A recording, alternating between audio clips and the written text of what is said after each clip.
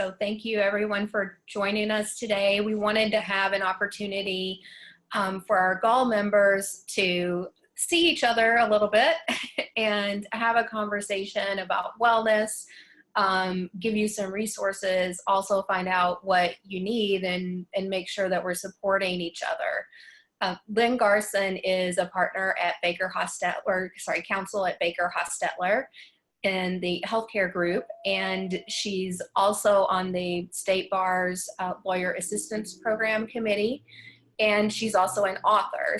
You can all find her book, Southern Vapors, if you want to know more, find out more about Lynn's story.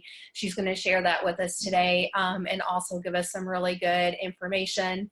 As Adriana mentioned, feel free to enter your questions in the chat, and we'll make this as integrative and conversational as possible.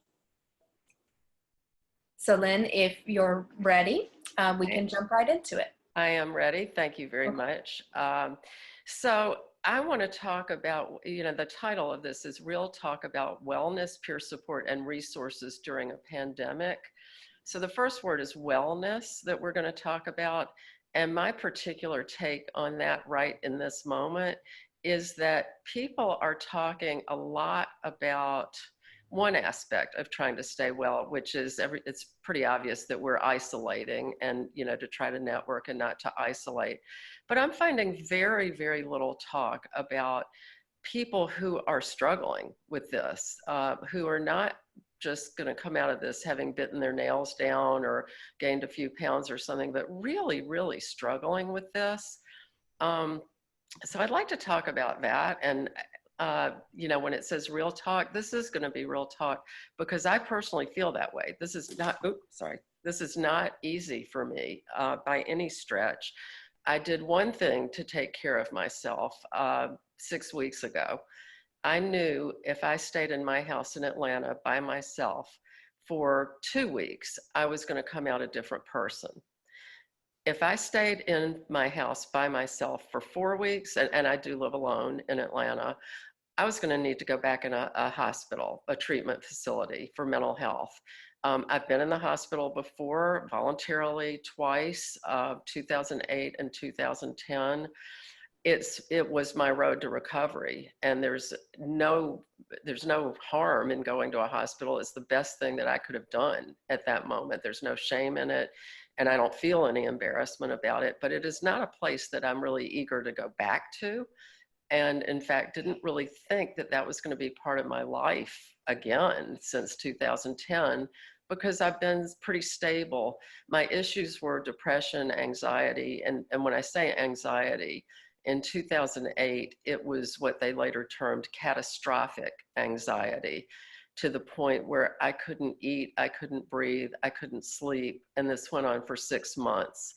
I used to lie down on the floor of my office with my feet to the door because we didn't have any locks on the door, and I didn't want anybody to walk in on me, but I just was trying to breathe. I just laid down, just to try to get that stone off of my chest and breathe. So it was a bad, bad time. And when I felt the sort of darkness creeping around the edges at the beginning of the pandemic, it really took me by surprise.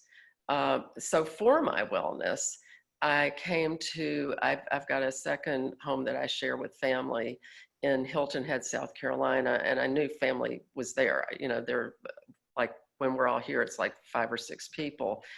And it's also, we've got more sun, sunny days, and I'm able to get outside and do things. And so it's much better for me. So that was important for me for my wellness, but it has very much made me think about other people like me.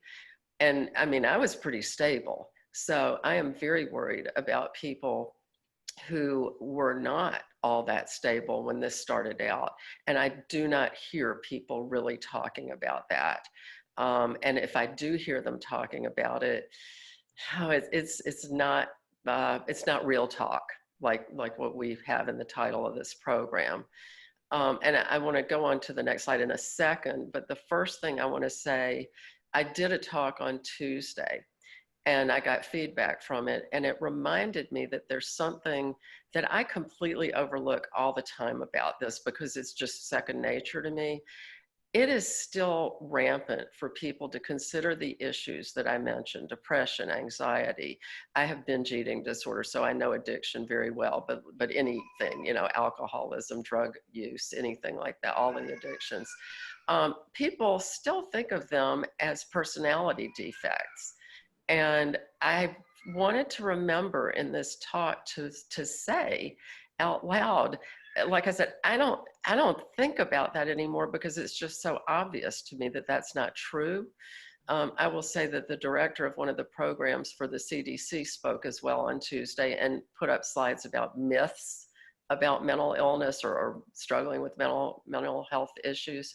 And that was one of them, that this is a personality defect and that it's just a matter of pull yourself up by your bootstraps. Someday I need to look up where that came from. It's obviously a very old expression.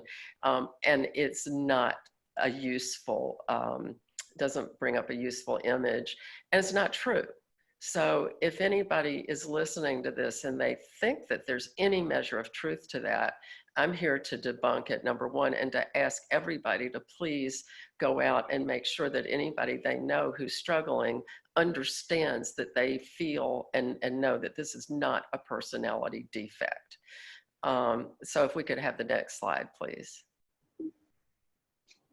I think I know what's on it. So there we go. So I'm going to run through these fairly quickly, but since we're talking about wellness, I'm assuming that if you're on this program listening, that you do know that lawyers have issues. But just take a look at this slide. You'll have the slide deck afterwards, right, Amy? Everybody Yes. will have it? Yeah, okay. So lawyers suffer at much higher rates than other folks. This was a study published in 2016. By the it was joint ABA and Betty Ford Hazelden Foundation. These were self-reports, so I think the statistics are higher, but just take a good look at that with lawyers and look at stress, 23%. You know, I'd probably flip stress and anxiety. I know 81% of lawyers have stress. Whether they have true DSM diagnosable anxiety, that might be 23%. But that's just me. I'm not a clinician. If we could have the next slide, please. What are stresses specific to lawyers?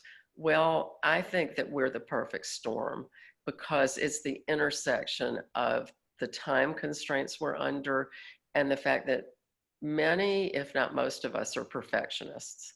So you put those two together, not I have to do it well, but I have to do it perfectly and I have to do it fast.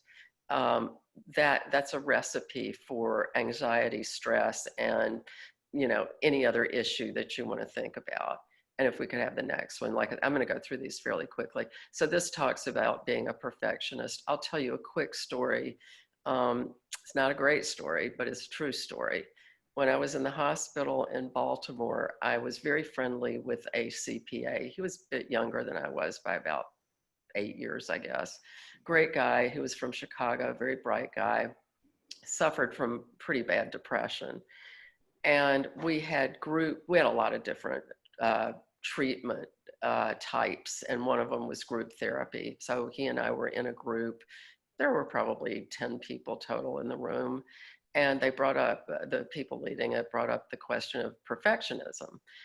Because their point of view was that it's not a good thing. You know, this leads to some very difficult issues for people. And out of the group, this young guy and I were the only two who said, oh no, perfectionism is a good thing. That's why we're good at our jobs. You know, I don't want to stop being a perfectionist. Well, like I said, he came from Chicago. He came from a really good family, a wealthy family. They had offered him $1 million if he could stay clean. His issue was drugs through December. This was July. He did not make that. And not only did he not make that, he took his own life the following March. And I never forgot that he and I were the only two people who thought that being a perfectionist was a good thing. After that, and after a very simple exercise given me at that facility, which was to take away something for homework, but not to finish it. Very simple fix. And it actually nipped it in the bud for me after all the decades I'm no longer a perfectionist the way that I was. And I admit very easily to clients and anybody else, yep, got it wrong. I'll do it again. You know, that's how it is. I generally do a good job and they think I do a good job. And it makes it more human for everybody. And I think particularly during the pandemic, I watched some people, lawyers, and the way that they react to this, their natural response is to become relentlessly efficient, even more efficient than they were before. And that's their message, you know, send me more work, I'll get it done, whatever you need. I find that so not helpful to anybody, including the person asking you to do the work. You know, again, be real. That's the title of this program. And, you know, I think everybody does well when you say, God, how are you? You know, what's it like for you at home with your family? Oh, yeah, I'm working on that project. You know, what do you think? You know, just be real. I think it works well for everyone. I mean, and I say all of that prefaced with the concept that I've done, like I said, good work and my clients like my work. And so it's okay. You know, I can build a relationship. They know my history. Half of them have been to talks that I've given. They have no issue with it, but don't get to be a horrible lawyer and do that. You know, I'm good, reasonably, I guess, good, very good, whatever at my job. And so that's the starting point. But after that, I'm a person and they understand that I'm going to do, you know, I'm going to go the extra mile for them. But, you know, if it's costing me something, I might talk about it. Could we have the next slide, please? Let's see, okay. And this, you know, very quickly, lawyers, I'm going to come back to some of these issues later with some things that are specific to the pandemic that I picked up as thoughts. So keep this slide and look at it. You know, I'll just focus right now quickly in the middle. Don't ask for help and poor listening skills. Those are key issues for lawyers. We are not programmed to ask for help, we're programmed to give it. And when it comes to wellness, uh, I have found in my life that I was my own best advocate. In fact, I was my only advocate, really. Now, that's not true of everyone, but I came from a family that did not believe in these issues and that swept it under the rug, did not want to talk about anything. So I did not have anybody advocating for me. And even when it was much later in my life and I'd gone back to the second facility in 2010, the medical director of the facility, so that's the number one guy, said to me in a family meeting that I would never work again. That's how sick I was. And I should apply for Social Security disability. And that was a very hard thing to hear, and it was a very hard thing to do. It took me a long time to make that application, but I finally did. But at the same time, I was applying for jobs and I got one as a contract lawyer. And, you know, it ended up getting a job as a permanent employment situation with a different firm a year later. But I had to be my own advocate. That doctor told me in no uncertain terms that I would never work again.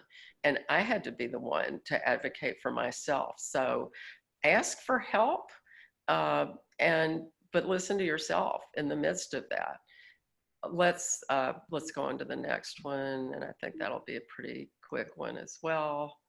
Oh, this is okay. I'll take a minute on this because this is something that people want to know about. We're talking about wellness, and like I said, my focus is on if you're not doing all that well in this moment, how do you identify that in yourself and others? It is, you know, there are lists all over the place. Everybody's that you look at, Mental Health America's got a list, NAMI's got a list, the National Institute of Health has a list, and they're all very good lists. CDC has a list. It's all about change. They'll all have pretty much the same factors. It's all about change. If you take somebody, some people are slobs. I mean, let's face it. They're not immaculate. You know, they don't, oh, I see. Don't give that away. You know, but that's who they are. And so it's no surprise if you know, their hair is out of place or whatever. It's true of them on a daily basis. You've always known them that way. If you know somebody who has been immaculate and all of a sudden over a period of time, not 3 days, not even a week, but 2 to 4 weeks, all of a sudden that person's coming to the office or your home now, it's somebody in your family, in your immediate group that you see, somebody that you're doing Zoom chats with on a routine basis. Especially now, okay, we're all in sweats all the time. I get that. But if you're seeing different behaviors and it's going on for a period of time, that's something to pay attention to. For example, and this is an easy one, when I was really, really just about taken out in 2007, 2008, I said I couldn't eat. I lost a tremendous amount of weight very, very quickly. That is a tell. That's a complete sign, as is gaining a tremendous amount of weight very quickly. So it's changes. It's somebody who used to, and again, this is in a different time really, but for example, no, I'll bring it to this time.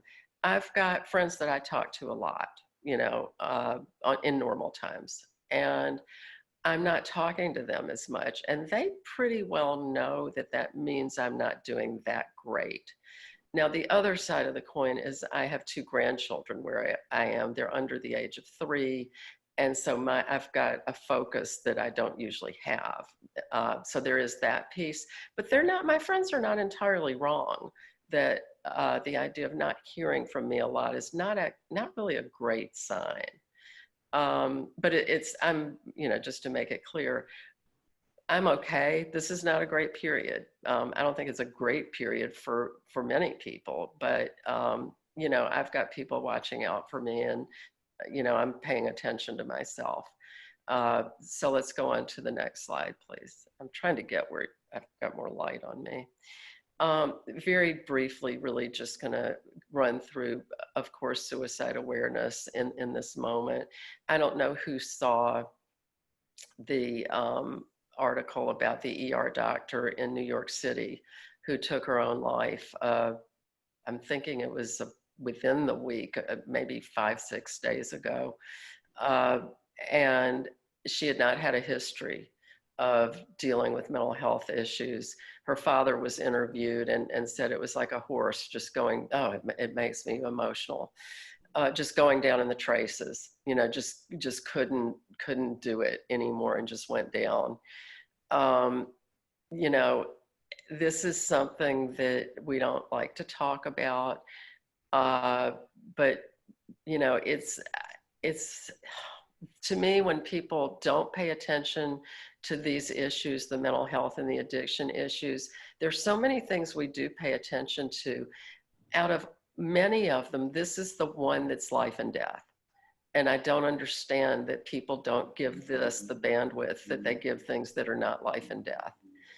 I really don't, but we're working on it. The only reason I have this list is, people started to pay a little bit more attention. I thought with Robin Williams that we were there. The entire world, not just the US, was ready to talk. People were knocked over. They couldn't understand it. This person that they thought was just funny and laughed all the time. How could this happen? And we were on the verge, and his wife came in and said, oh, no, it was Parkinson's. And I mean, that conversation stopped in a split second. It broke my heart because something good could have come out of his death, and as it didn't. But we're working on it. Next slide, please. And I think these are also on suicide, the next couple. Just, lawyers are not immune. I don't know who has read the letter, Big Law Killed My Husband, from the Sidley Austin partner. I think it was the San Diego office. It's heartbreaking, but it is something that every lawyer should read, and everybody connected to a lawyer should read. Next one, please. The only thing I want to mention here is, none of this is going to be a shock to anybody, except the last one was a big surprise to me, that a sudden swing from hopelessness to carefree is a big warning sign for suicidal ideation. What it means is that the person's made up their mind and they're no longer struggling.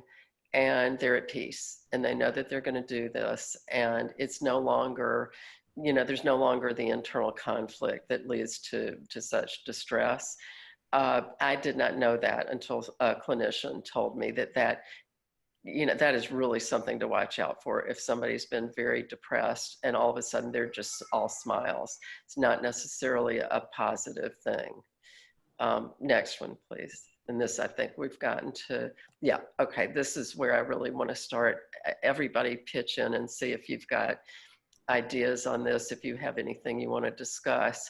I thought this was really good. Coincidentally, this comes from the American Foundation for Suicide Prevention. It is not that I think that these issues apply only to people who are thinking about suicide. I just ran across it and I thought it was really, really good. Again, I know I'm probably a little dark. Is that better? I'm really trying to get where y'all can see me, but it's just dark in this room. Separate what is in your control from what is not. I think that lawyers, we're all about control. We are all about control.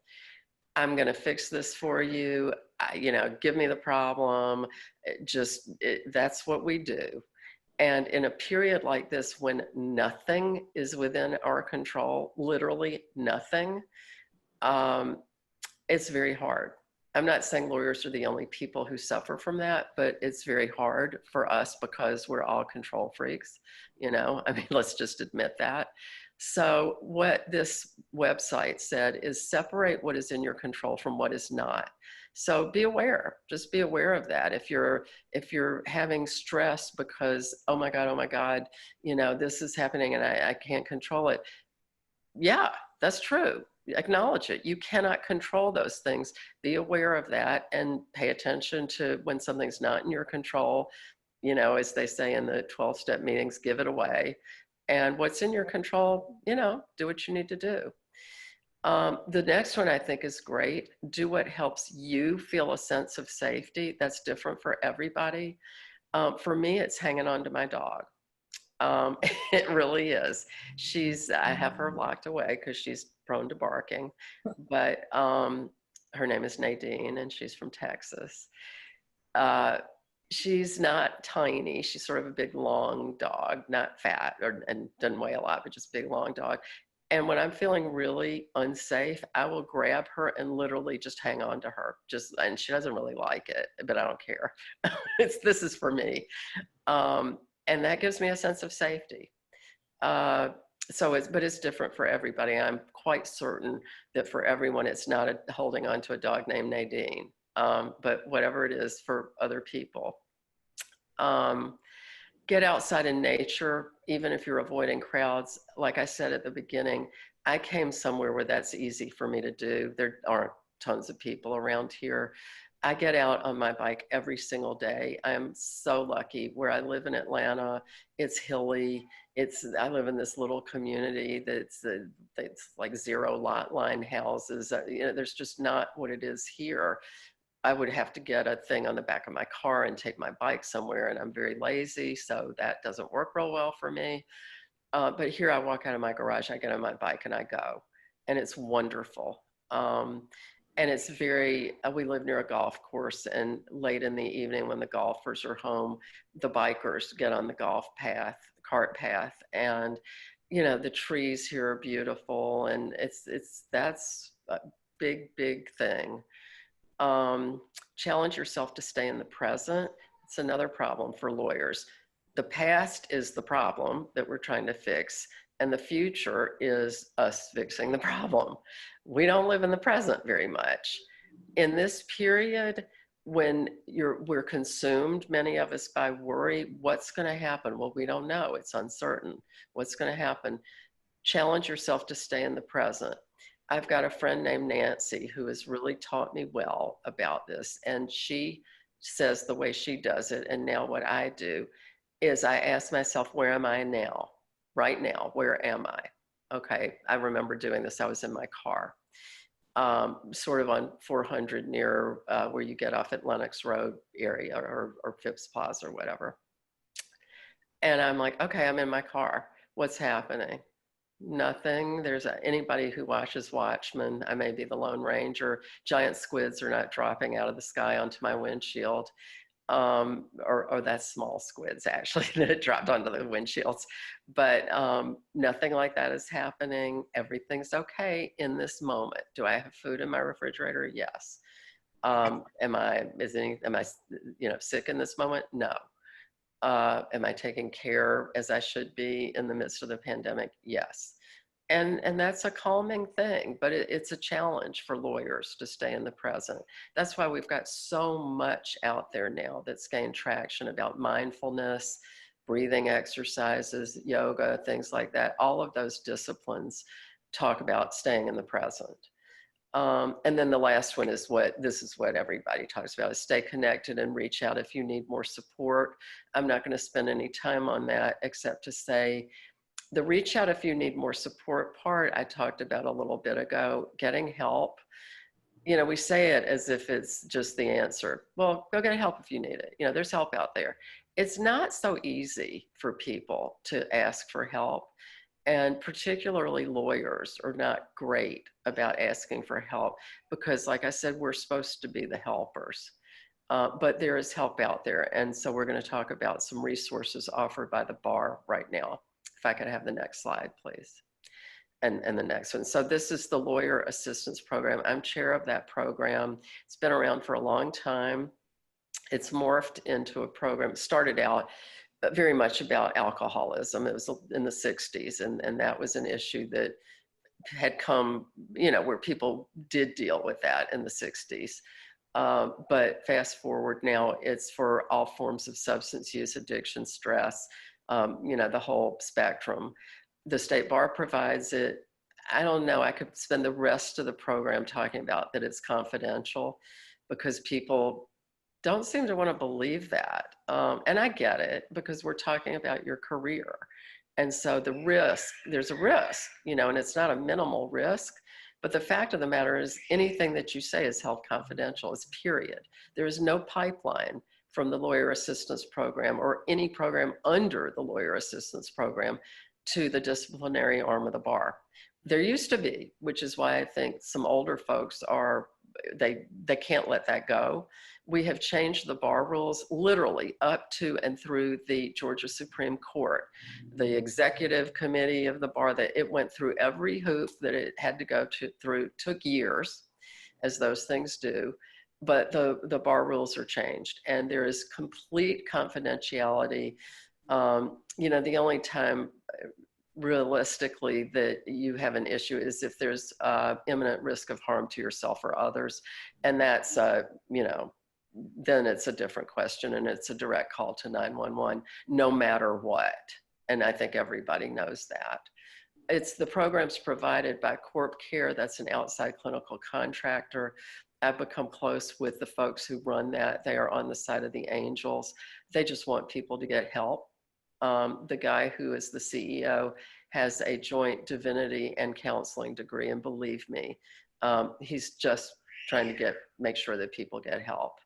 And it's available throughout the state. You will have in your stack or in your deck the confidential hotline. It's also, you can Google it and come up with it. Next slide, please.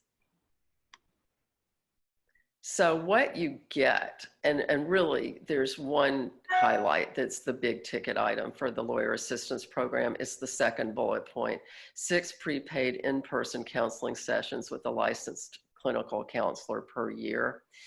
So when it says prepaid, what it means is our bar dues. It's something like $1.70 out of each annual dues payment for each lawyer who's a member of the State Bar of Georgia goes to pay for this. And so there is a network of therapists through Corp Care that I spoke about a minute ago throughout the state of Georgia, and they will connect you. And I've got the next slide, I think, and I don't go to it yet, but and I'm not going to go through it, but somebody recently did a very good thing and made it more accessible, took the mystery out of what happens when you call the hotline, like literally step by step. So that will be the next slide. generally what they do is they do an assessment. They figure out, do you need a counselor? Do you need a referral out to a treatment program? They will do that. Is somebody calling in because they're worried about somebody else? You'll see the bottom bullet is that they will make an anonymous outreach call, which is a very good thing because it's hard to say to somebody, I'm worried about you. And I mean, I've had people say it to me and they didn't always get, and they should have been worried about me and they didn't always get a good result from it.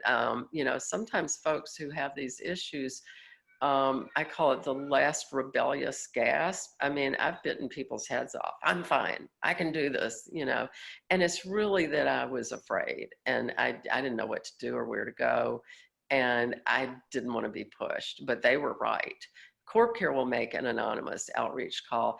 It will not be anonymous if you live in a place that has 2 lawyers. That's all I can, you know, I can tell you. But if you live in a bigger area, it will be an anonymous call. Next slide, please. Could I ask Lynn, Yeah. could you tell us a little bit about the work-life resources that are mentioned here? I'm not as familiar with those. Yeah, and there's a reason why. Because what it really is a phone call to somebody who will tell you about or direct you to resources. It's not that the bar provides them. Okay. Yeah, and the same, there's, I think we used to have a bullet up there about child care or something like that. Well, the bar doesn't provide child care. What they do is put you with somebody who can tell you what resources are out there. Okay. Yeah. Yeah, the work life, that's also even like economic, like if you're struggling, like how do I organize my law firm or issues around that, they'll give you resources about that. Yeah. Yeah, this is the slide that talks about exactly what happens. Like somebody answers the phone, here's what they ask you, here's the next step. The thing that's on there that I want to make a point of, when I said Corp Care's on the side of the angels, they really are. If you know, I don't know who's on the line that's ever gone and found a therapist for the first time. The first one is not always the right one. And the people at Corp Care are aware of that. So if it's not, if the good connection is not made the first time, you can go back and call Corp Care and say, you know, I just wasn't really the right person for me. Can we try again? And, you know, I've seen them do it 3 times. So that's another good thing that they'll do. And I think that's on this slide. Next one, please. I think we're going to go talk about the PURE program now, which I think is extremely useful in this moment. So you see the website is georgialhl.org, stands for Lawyers Helping Lawyers, but informally it's known as the PURE program. If we could go on to one more slide. That's under the Lawyer Assistance Program. I'm very proud of this program. It's exactly what it sounds like. It's peer-to-peer. We are the only program in the country that's done this on a digital platform. So everybody else, you call up and you say, hi, I want to talk to somebody who's dealt with depression. And there's a staff person that says, oh, let me look at my list. I think Joe Smith would be a good match for you. That pretty much precludes, I think, having people in southern Georgia, in Tifton, for example, connect with somebody in LJ. You know, it's hard to know the people in that large of a range. But when you do it online, what you do, it's a search engine like any search engine. And you can put in, you're looking somebody who's had depression, somebody who's practiced more than 10 years, somebody who, male or female, you're certainly entitled to pick, you know, if you want to be connected with a male or female, you know, a lot of different criteria, and an anonymous match will be made. It's just by numbers, you know, 82346 matches with 64734. And that is sent to Corp Care. It's kept in an encrypted database. And there's one person at Corp Care that makes that match, because obviously somebody has to make a phone call and say, you know, volunteer, are you still available to be a peer for XYZ person? Yes, I'm available. XYZ person, volunteer B has said that they're happy to talk to you. Here's their number, please, or however they wanted to be contacted, please go ahead and contact. And then the folks are off on their own. I note there that manual matches can be made. There are people who, for whatever reason, might not want to do it online. So manual matches are available. It's just not the bulk of the way how it's done. Next slide, please. And I know what's on this one. It's gonna, oh, no, I don't. Surprise to me. Let's leave this one up, and I'm gonna talk more about the peer program, confidential. That's the thing that I wanted to say. It is absolutely, again, confidential, harm to self or others, imminent risk. Yes, you go to 911. Otherwise confidential, no pipeline to anybody, nobody. People ask, well, there's professionalism and ethics requirements that we, if somebody's taken money from a client's fund, there's a fiduciary duty there. We're supposed to tell somebody about it. That is precatory. You should. The confidentiality rule is you must, you shall. So that one trumps. Confidentiality trumps. And I just wanted to make the point that peers are trained. It's online. It can, any day of the week, people get trained, they get vetted. It's 2.5-hour training. I'd like to encourage anybody who wants to volunteer to please volunteer. We have a number of volunteers. What I'd really like to encourage people to do is both use the program and encourage others to use it, because it's the utilization of any of these programs that's the heavy lift. For a number of reasons. Lawyers don't ask for help. They don't believe it's confidential. And we just, we need help getting the word out. Other things for you to know about is resources. There's a huge wellness movement in the country now in the legal community. The ABA is way out in front on that. State Bar, Georgia Lawyers Living Well. There's so much on the wellness page now, so many resources. There's COVID-19 resources. There's SBA, small business loan resources, mental health resources under the COVID-19 resources. The lists go on forever, and they're really well put together. So I recommend that highly. Just as a show of, good faith, it's up there that the second annual wellness CLE was scheduled. It's the first week in May. May is Mental Health Month. It's not obviously going to happen, but a lot of stuff is being rolled out for Mental Health Month from the State Bar, from the ABA. There's going to be a lot out there. ABA has podcasts. There have been a lot of studies done. Those links are good links. I've got you see at the bottom, the ABA Wellbeing Pledge. I think I've got the 7 points of the pledge at the end. I just want people to know about that. But let's go on to the next slide, because there's a couple of things I want. Take a look at this. This is a good link, but let's go on to the next one. I've got a few in here that I think I'll skip through. Come back to this one at your own, at your leisure. I want to get to some, other resources. I wanted to talk for a minute about 12-step. So I think most people know what 12-step programs are, like AA, Overeaters Anonymous. A lot of people might not be aware, but there are tons of them. There's Narcotics Anonymous. My personal experience is that the farther you get away from AA, which is the mothership, the wonkier some of these meetings get, and the farther away they get from the traditional, followings and teachings of 12-step. I have checked with folks. I'm not doing 12-step right now. I have in the past. It's all remote now, and people feel very supported by the remote meetings. They say that they're going quite well.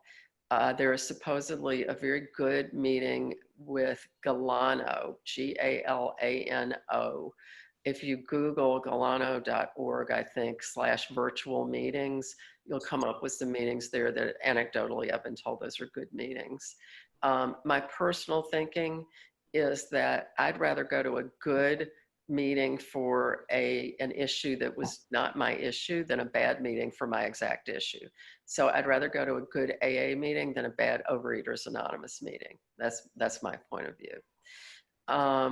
Lawyers Depression Project, because I know, oh gosh, time, right?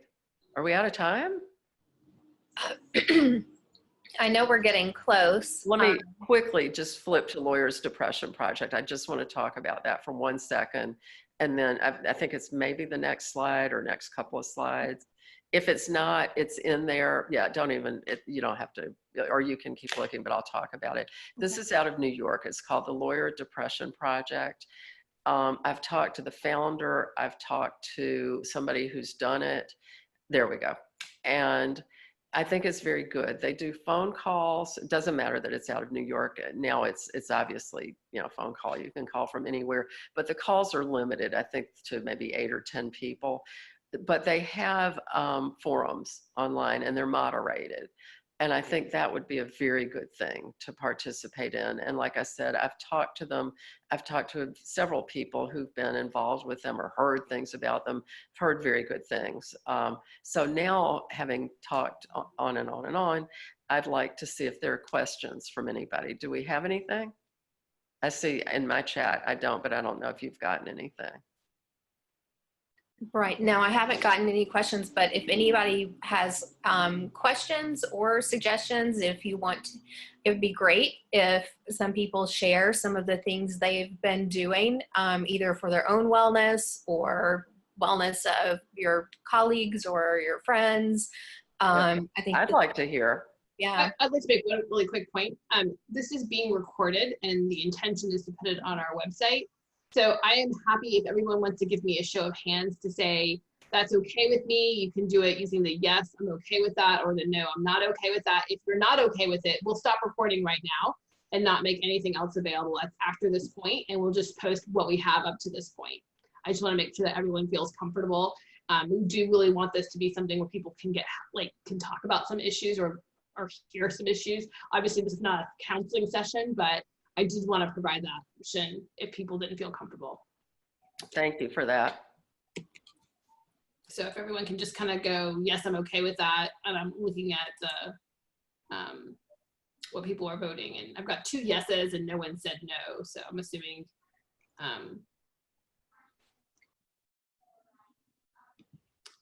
yes, Amy, this I don't think it's going to cut out. So it's listed for like an hour, but it should be fine. Okay. Okay. Okay, it looks like everyone's okay with this continuing forward and being recorded. So I'm not gonna turn off the recording and we can all share and it'll be posted on the website. Great. Eventually, who knows when, but it will. Okay. Yeah. When I stop being a 2nd grade teacher is when it's gonna happen, but yeah. Yeah, there's a lot going on, I know. So let's just say, and I did this, right, the last time we did this is, I'm not leaving till somebody asks a question, at least one, or broaches a topic. So, come on. There's lots to talk about. I know that this is hard. This is a hard period for everybody. And I just want people to be able to talk about it. Like I said, I've gotten I would go so far as to say incensed over what I view as the lack of attention given to the mental health aspects of what's going on. Yeah. I'll ask a question. I mean, and it might sound a little, I don't know what, but I feel like I'm doing really well. My kids are older. My house is big. I live in the suburbs. I have a job I can do remotely that is actually somewhat slowed down. Well, not this week, but so I've been kind of living a good experience. It hasn't been all that bad. I haven't been able to sleep at night. And I've had some really intense, horrible nightmares too. So I'm kind of 2 minds about the whole thing, but I'm interested in how, I don't want to be tone deaf to what other people are going through. And so I've been struggling a little bit with when people say, how are you? To say, well, I don't know how to be sympathetic and open to helping other people. That's kind of it's almost like I feel guilty about how comfortable I feel. Like I think I'm realizing I'm very much a homebody. 2 of my kids are the same way. I have 1 kid that is not that way and is struggling a little bit more, but that's maybe my thought. And I really appreciate you sharing your experience. I mean, it's such a a personal, intimate experience and to share your struggles. And that just helps remind me that that's out there, and to be patient and to check on my friends. So if you have anything to comment on that, I'd appreciate it. Sure, and thank you for saying that. I have a lot of friends who are feel the same way that you do, because I'll check in with them and they're like, I'm fine.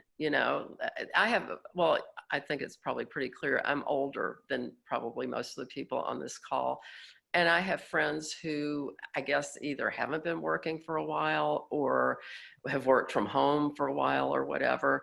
And some of them have said to me, this isn't really very different for me. I mean, it's, I chafe at the bit that I can't really go out more, but I'm used to living alone, number one. I'm used to living, being at home a lot.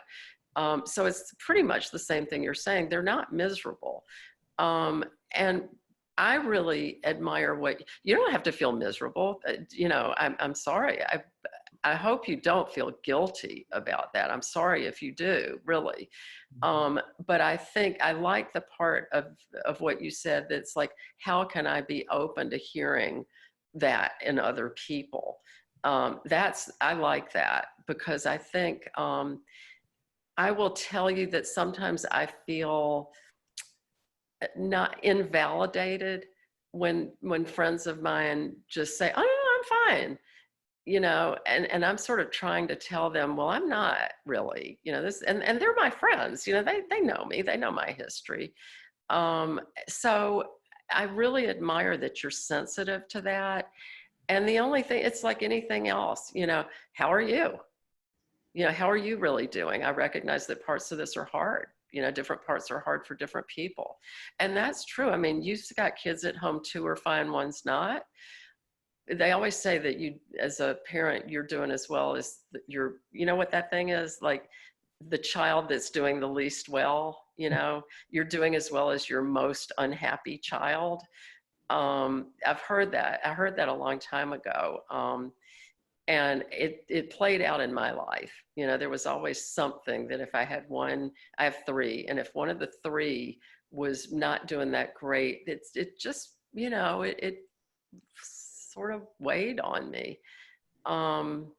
So, you've also said a couple of things. I'm glad you're doing well. Lack of sleep and difficult sleep, just pay attention to that. Not being able to sleep is what really was the worst part of my 2007, 2008 period.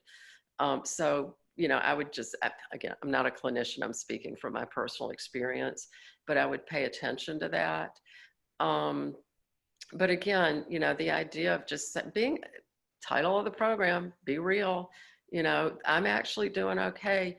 But I mean, there are some issues, I've got one child, that I feel like this isn't so great for that kid. How is it for you? How are your children? And then people feel free to tell you. I don't feel free to talk about how difficult this is for me when somebody is relentlessly positive about it. If they'll just give me an opening, just a little crack in the door to say, gosh, yeah, this is fine for me, but there's just I don't like X, give them an X, just give them something, because I don't feel that I can really say much when somebody says that this is just hunky-dory, there's nowhere for me to go. Does that help at all? Mm-hmm. Thank you. Okay, good. Yeah, and we had a comment in the chat also of someone who had a rough period after the first 2 weeks, but now there's more of an upswing and they're working on making sure they don't fall back into that down spot. And for them, their spouse is working on the front line. So that's where a lot of the stress, anxiety is coming from. I know for me, initially, I'm a little bit of a homebody too, or more than a little bit. So having the Zoom meetings, meetups through GAWL and different other groups was good, but like 1 or 2 a week is enough for me on that end. Mm-hmm. So then it started feeling a little overwhelming of all of these meetings going on and friends wanting to get together for different Zoom meetings, and I can't do it all. And then so making sure that I'm not feeling guilty about only participating in what works for me, but still supporting my friends. So that's certainly been an ongoing balance and figuring that out. So I think, Nazish, for you too, I don't know if there's anything in particular that kind of helped you swing that on the upside a little more. I hope that all of the support coming out for frontline workers is encouraging and helpful for you as well. And let me add something to that, because it takes me back when I had, when I had the worst of times. The way I came out of it was to build a foundation for my stability. And I talked about like the four corners of it. So it was individual therapy twice a week, group therapy once a week, a spiritual practice that I had then that I don't follow now once a week. And there was a fourth thing, I don't remember. Maybe the fact that I had 2 individual appointments was what it was. And I didn't ever deviate from that. For years, I didn't deviate from that, because that's what it took to keep me where I was. So I would suggest, just from my experience, that whatever you did to climb out after 2 weeks, identify what were the cornerstones of that and try to adhere to those things as best you can. A lot of that is discipline. I was to the point, I really didn't have any choice. I knew that if my stability, I had become so unstable for such a period of time that nothing, it was not negotiable. Nothing was going to stand in front of me continuing to be stable. So it wasn't a question for me. But if you can identify those cornerstones, and if you feel that way about your stability and hang on to those cornerstones, I think that that'll help. Like I said, we're human. I mean, when I say I did it, without fail, did I slip and slide? Yes.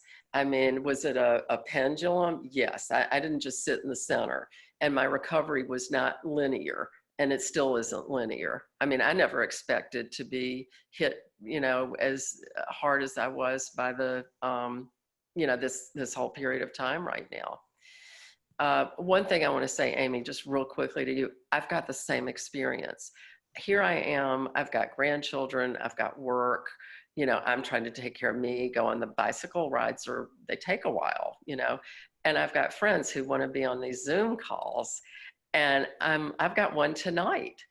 And immediately after it is I do a 12-step women's meditation group, also on Zoom. And I'm trying to figure out how to tell the people on the call before that I just might just be there for 5 minutes. I go through the same thing, I know. Well, and I find that it's good.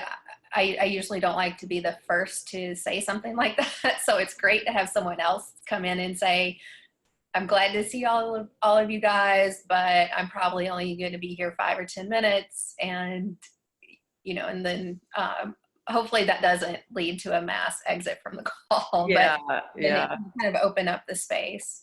I mean, one thing everybody's raising here, and I guess I didn't mention it, we're mostly, as people, creatures of habit, and change is not number one on anybody's list. Some people are more adaptable than others, but I don't think there are very many people that change is just the best thing in the world and they just love it and embrace it. There aren't like tons of people like that. Everything about this has changed. Even when we go back, it's going to be like landing on Mars. I mean, I've heard things about my office that how if we're inside our own door, maybe we'll be able to take the mask off, but in the corridors we'll be in masks. And, it's, again, that's where that thing staying in the present helps, because I'm not there now. I don't know when I will be there. So cross that bridge when we come to it. But you know, everything is different. Trying to decide whether to be on a Zoom call with your friends is not something you had to think about 2 months ago, you know? Yeah. So it's a lot to digest. It's a lot to digest without the first shred of a tendency towards any mental health issues, you know?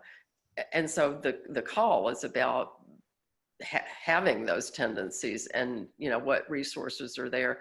But everybody's, you know, this is just being, everybody's been thrown sideways.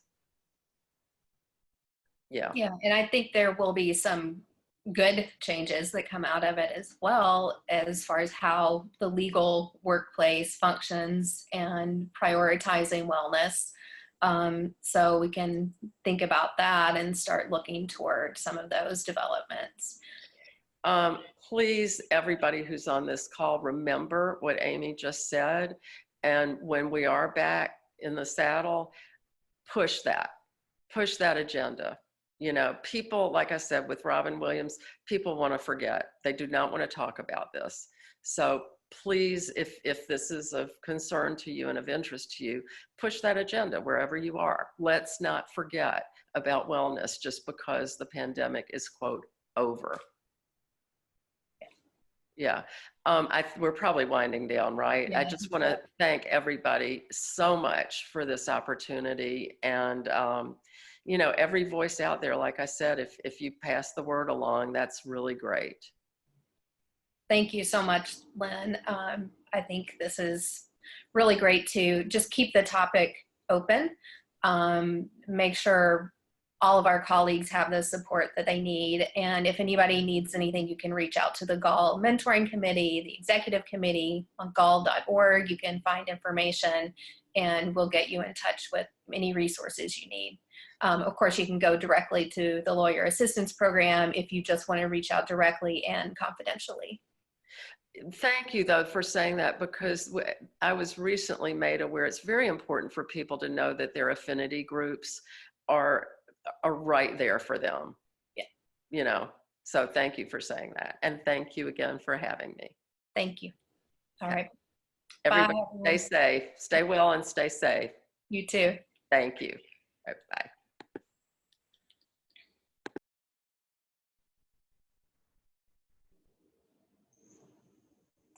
Thank you, Amy. That was really good. Thanks.